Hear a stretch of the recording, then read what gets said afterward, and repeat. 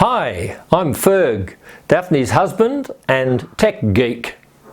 I'm pleased to let you know that Daphne's blanket books, her blanket patterns, including this one, and over 50 knitting stitch patterns are now available for free download. There are full details on how to get them at the end of this video. So it's now on with the tutorial. Hi, this is Ferg, introducing the video tutorial for Daphne's beautiful baby blanket design, Sailing to Dreamland. The blanket has sailing boat and quilt effect blocks that are joined to create the blanket. Now here's Daphne to take you through the construction. The two blocks are made up of 41 stitches and 58 rows. There is a stocking stitch border around the dimple stitch. 8 rows of stocking stitch before you start the dimple stitch pattern. 8 rows of stocking stitch to finish. Over here on the yacht, there's also 8 rows before the foaming wave. The side borders have 6 stitches, and there's also 6 stitches here before the foaming wave and at the end of it. The yacht is picked out with these little yarn forward holes, which makes a lovely definite outline. Then we have, for the top of the hull, there's 3 rows of reverse stocking stitch, and for the bottom of the sails, there's 2 rows of reverse stocking stitch, and in between, it's stocking stitch for the air in between the deck and the sails. Now, the mast arises in the deck, and it's done with a twisted stitch all the way up there, and it's in a channel of 1 reverse stocking stitch on each side. The twisted stitch continues 4 rows above the top of the sails, so you've got somewhere to hang your flag. This strong line that goes to the left on the sail and the hull is made by yarn forward SSK, and SSK is slip, slip, knit. Here is the yarn forward SSK. Yarn forward, slip 1 knitwise, slip another 1 knitwise, then knit the 2 together through the back of the loop. Then continue knitting. The right sloping shape is made by knit 2 together, yarn forward. Here we are with knit 2 together, yarn forward to make the new stitch, and continue knitting. Here is the mast. Purl 1, the twisted stitch into the back of the loop, purl 1, and there's the mast on the right side of the work. Here is the mast on the wrong side of the work. Knit 1. Now we're going to purl 1 through the back of the loop.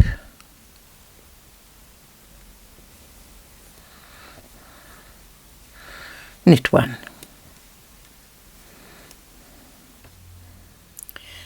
This lovely quilted effect in the dimple stitch is created by doing extra rows when knitting. There are 58 rows in the block, but in here there are 14 extra rows. These extra rows are done in row 13 and row 19. So we have row 13 plus 13A and 13B. They're the short rows. And here we have row 19, then we have 19A, 19B, and they're the 2 short rows. In these rows, you're told to do a SWAT. Here are the written directions for how to do a SWAT. That is, a slip, wrap and turn. I will shortly demonstrate the SWAT both in knit rows and purl rows. Then I will show you how to complete the SWATs by either knitting them together or purling them together along with a true stitch. The extra rows in rows 13 and 19 are like this. You knit across till you get to the edge of the dimple pattern, leaving the 6 stitches that are in the border. We don't include those in the dimple pattern. Then we do the slip, wrap and turn and come back, leaving the 6 stitches for the border. Then we do another slip, wrap and turn, and this time we complete the row. For a slow, detailed explanation of the dimple stitch, go to our stitch library on this website. Dimple stitch is the first one in the library. This is row 12. We're slipping those 3, purl 3, slip 3 and purl. This is the last row of these slip parts. So the next row, 13, is the first one where we put the extra rows in. So on row 13, we're going to come across to here, do a wrap and turn, then 13A, come back, wrap and turn. I've knitted across to where we need to do the wrap and turn. Now,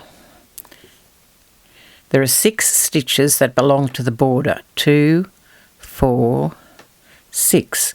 This is the one where we do the wrap and turn. And the first bit is always slip. Bring the yarn to the opposite side of where it was. Slip the stitch back, then put the yarn back. We've now completed the wrap. So we turn, and we're going to purl all the way back to there to do the next wrap and turn. Now I've purled back to where we need to do the slip, wrap, turn. So there's 6 stitches that belong to the border. This is the one we do the slip, wrap and turn. It's always slip first. Slip, take the yarn to the other side of the work, slip it back and bring the yarn back to where it belongs. Now have completed the wrap, so then we turn. Now it's going to be knit all the way to the end of the row. But when we get over here onto the stitch that was wrapped, we'll need to deal with it. Here we are up to the wrapped stitch on a knit row. This one is quite simple. You just knit the 2 together.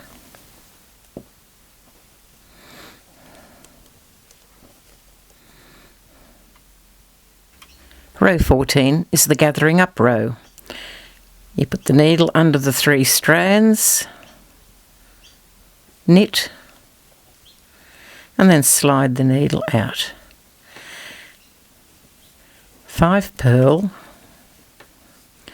yarn back ready for a knit, knit the stitch, and you can either slide it out or you can lift the 3 strands over. Now I'm going to continue along till we get to the wrapped stitch. Here we are up to the wrapped stitch on a purl row. Now for this one, you take your right hand needle and you lift that stitch coming from the back of the work to the front of the work. Lift the stitch up and onto the left hand needle and put it behind the true stitch. Then purl the 2 together. I'll show you that from the front. It's the 7th stitch, 2, 4, 6, 7. For best results, block each square as you knit it. This 4-ply version was blocked to just over 15 centimetres square. The larger 8-ply version was blocked to 20 centimetres square. It all depends on the yarn you use. We're going to join these 2 blocks together. It'll be a vertical join. We're going to pick up or create 42 stitches on the first block and then 42 stitches on the second block. To pick up the stitches, I use a crochet hook. This is the 8-ply version of this blanket, and it's knitted on 4mm needles, but I'm using a 3mm needle to pick up the stitches. To pick up the stitches evenly along the whole side, we have a little pattern of pick up 2 stitches in 2 rows, miss 1 row, then pick up 3 stitches in the next 3 rows. So I've picked up 2, missed 1, 3, miss 1, 1, 2 into the next row, miss the next row, 1, 2, 3. Then I'm going to slip them onto a double-ended 4mm needle. 1, 2, 6, 7, 8, 9, 10. 2, 3. I like to do it in groups of 10, so I always know how many stitches I have, how I've made. So when I get to the end of the row, it's easy to tell whether I've gone wrong somewhere. All in groups of 2, 3, 2, 3, 2, 3, 2, 3. I'll continue on and finish this, then we'll go to the next block. I've now picked up 10 on the second block. Now the needle I'm going to transfer them to is the same one that we just used before. I'll slide those ones right to the other end, and we're going to use this same one we had before. 1, 2, 9, 10. I'll finish along here and then I'll come back to you. That's the first side we picked up. Here is the second side that we picked up, and we still have the yarn intact. Don't cut it off. We use it for the join. Now to join them up, knit 2 together, 1 from each of those needles, knit the next 2 together and cast off.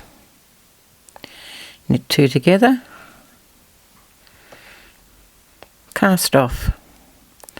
This 3 needle join up is so simple and straightforward. And you're still knitting, not sewing them together.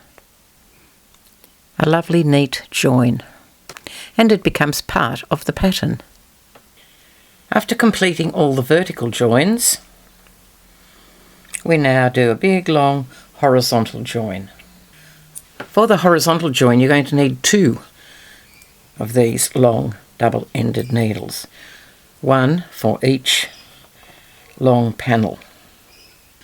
When picking up stitches across these panels, it's not the pattern that we used up here, which was 2, 3, 2, 3.